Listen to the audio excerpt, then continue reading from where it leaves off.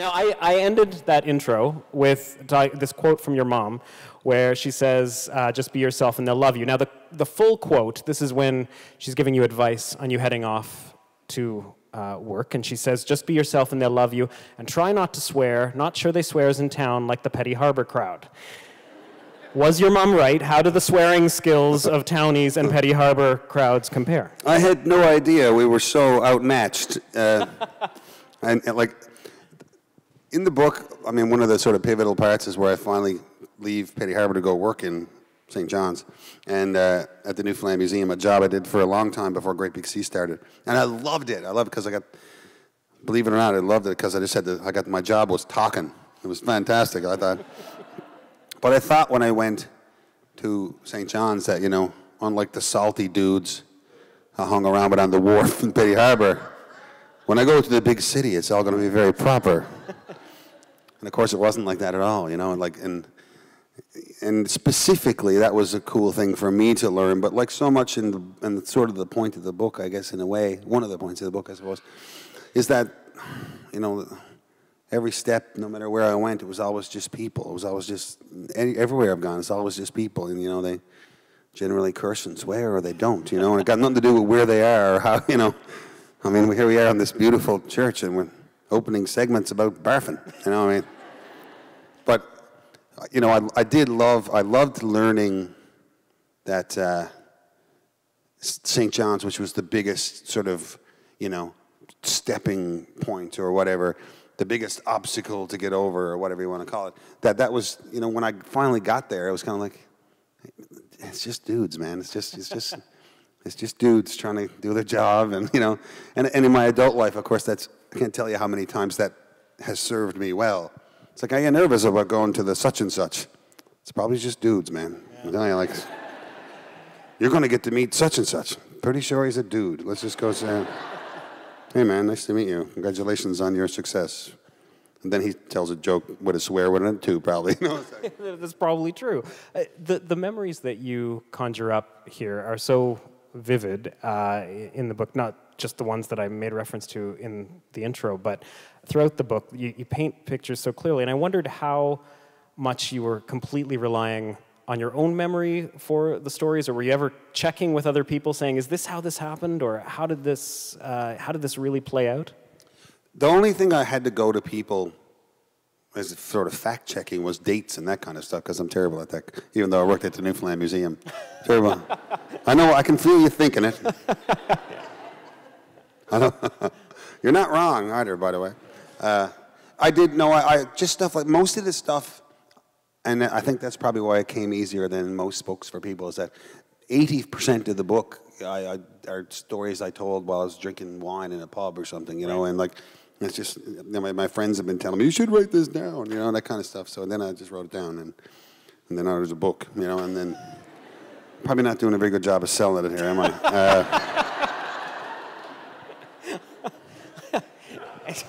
Stuff I would say in a pub, ladies and gentlemen. No. But I suppose what I'm trying to say is I didn't have to, I didn't spend very much time, like, having to recollect stuff. Mm-hmm. It was just that stuff has always been with me, you know, and I've always been sort of lucky that I grew up in a place that had so many wacky characters and zany experiences and that kind of thing that I never, geez, I've been trying to forget it by more than remember it, to tell you the truth.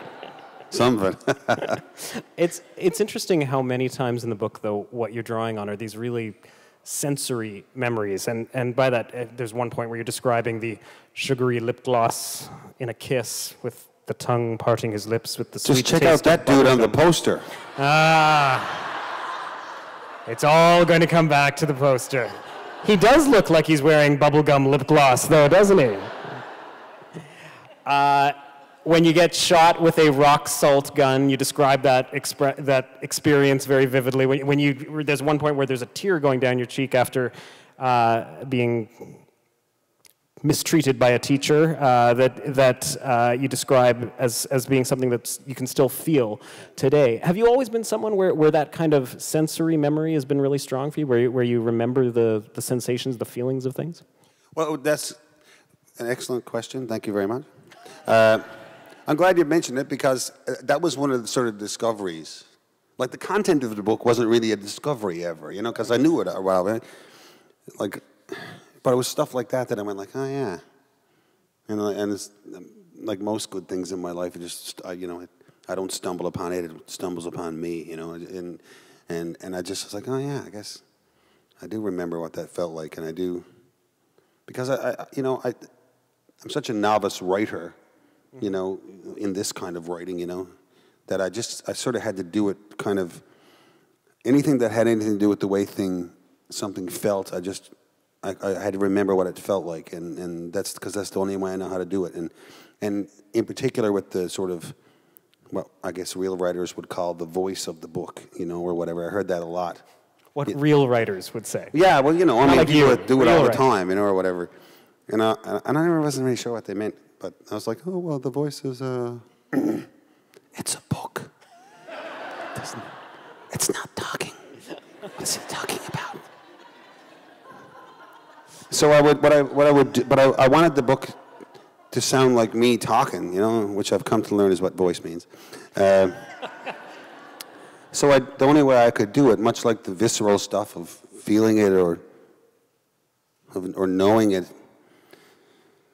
I did it the only way I knew how. So I would write a chapter, and I'd go down in my little studio in my house, and I'd record myself reading it. And if it didn't sound like me, I fixed it. Really? Yeah, because I don't know how else to do it. I don't know what I read like. I know what I sound like. But I think the other thing about all that stuff is that if you spent a lot of time, like say on the wharf in Petty Harbour or whatever, I remember what that smells like now. If there was some way you could draw a picture of smelling stuff, I could tell you exactly what that smells like. There's no question. And I can tell you what your hands feel like when you're cutting out a cod tongue for the 11th hour in the cold. I know what that feels like, and I could feel it in my fingers. I mean, that's just the way like my brain works, I can't do long division, but I can remember exactly what it feels like to cut yourself when your finger is cold. Yeah. But what's remarkable about what you've been able to do with the book, though, is after reading it, I have not done a lot of cod tongue cutting in my life, but I felt like I knew what it was like. That dude? Yeah, that guy. That dude has a cut. I know, it's shocking, but true. We've heard a bit about the impact of Petty Harbour on you, and I wonder if you could speak now about the impact of you and your success and maybe the book on Petty Harbour. I haven't got a clue. God, that's an amazing question. Well done. I swear to God, it's never crossed my mind, really. Although I was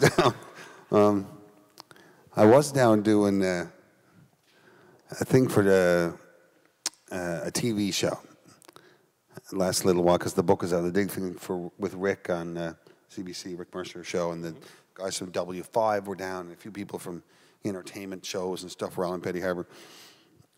And of course, I've just been hanging around there a lot this summer, and then it's just whatever. It's Alan with a camera, big deal. So Alan's always down with some camera or something, But Kevin Newman, who's a guy who works on W5 now, I believe, and Kev, he said, he worked with an American network years previous, and he said, I was here doing a story for ABC or whichever, I can't remember which network it was, and he said, I spent a week in Petty Harbour trying to get information on this, that, and the other thing about language and the changing accents and the like.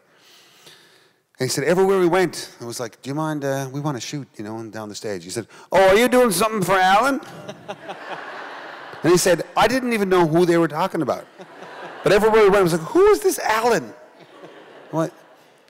But I don't know. I mean, it's a good question. I'm kind of humbled to even think that I would have any effect on the place, because when I was a kid, especially, it was like the poem says, man, it was carved out of stone, right? I couldn't make a dent in that place if I tried, it was like, is it full of superheroes, but of course when the cod moratorium came along, and I went for 3 or 4 years back to Petty Harbour in the summertime, and it was quiet. And I was like, wow, man, it's like that's the first time in my life I ever thought that town was vulnerable to anything, and I don't know, I mean, I spent a bit of time there this summer because I played in my Uncle Ronnie's band for their 50th anniversary gig this summer. And I started playing in that band when I was 13. And I don't know. I mean, I'd like to think that it was... I'd like to think that, you know, I've served them well, I suppose, or something. I don't know.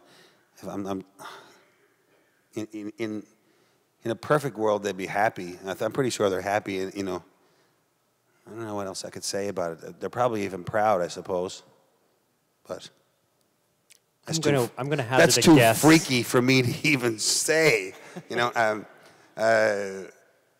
but you know, it remains dear to me. You know, and it's really fun now to go back and spend Petty Harbour summers because, you know, I go out with my little fella and stuff, and Petty Harbour's busy again. You know, they've kind of one of the few rural Newfoundland communities that have managed to repurpose their boats, and there's crab fishing going on. So you go out in the summer, and it's so close to town that there's a lot of tourism going on now, and there's a great little cool restaurant there, and it's like a real, it's busy. You know, like the way it was busy, not quite as busy as when I was a kid, but it's busy, and it's so good. So, you know, it makes me feel like the stars are aligned when Petty Harbour's bustling in the summertime. So anyway, I don't know. I hope I haven't ruined the place, to be honest, or something. But it's a good question for them. Thank you very much. When they make the film of Where I Belong and shoot it again in Petty Harbour, the world round will come around. They'll know for sure. Has it been optioned? Is there going to be a film? Well, I'm going to play me, even as a 6-year-old. No, I don't know. Okay. That'd be a conceptual movie. Oh, someone asked me that the other day. Who's going to play you? Me, definitely. Other questions? Come on down. Yeah, go ahead. Why don't I go to you? One sec. It's like Oprah. It's like Donahue. I love this part. Yes. I'll even hold the microphone. Okay. So, Alan, yes. your band... Yes. No, sorry. Oh, that's right. That's right. Your band has been a bunch of ambassadors for Newfoundland. My dad's a Newfoundlander, and I've been going there since I was a wee kid, and things have certainly changed. You guys have put Newfoundland on the map. So I have a question for you. How long do you think you're going to keep your hair long for? I can't believe how short your hair isn't. I don't know. Like I do have a movie gig will either be in the spring or next fall, and the dude I'm to play is a senator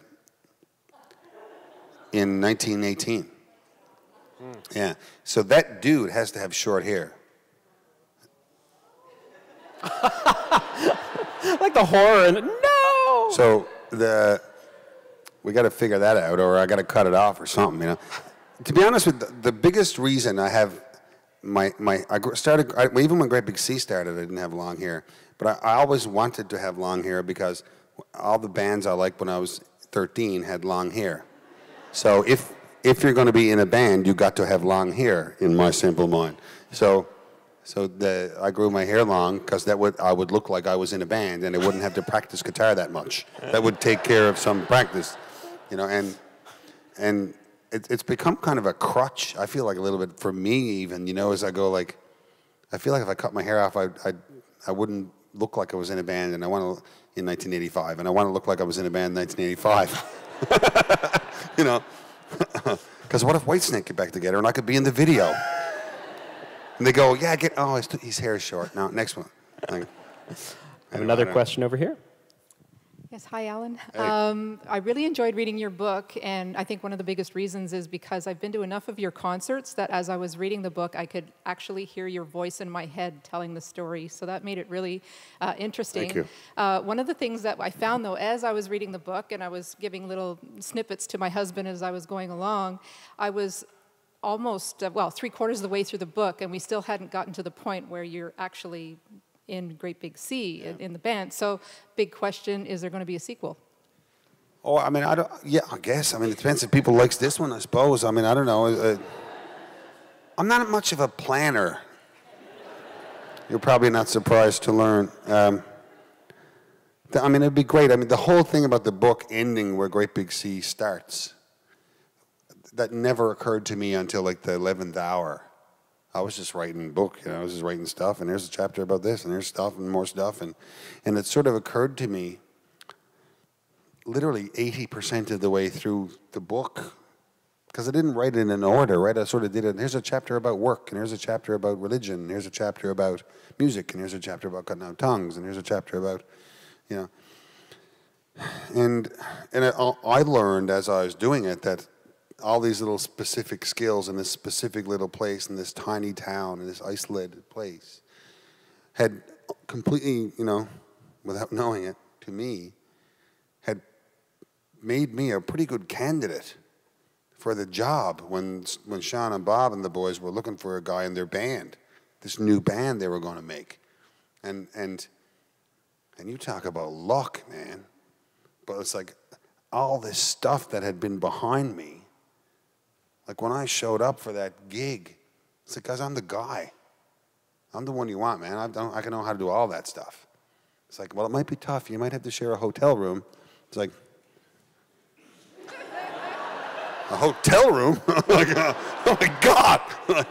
Like, all the stuff that was supposed to be hard, I thought was easy, and like, so it was just, the arc of it all leading to that day was a discovery for me, and when we got to it, I remember being nervous about even suggesting it to the people at Random House, that, what do you think about this idea?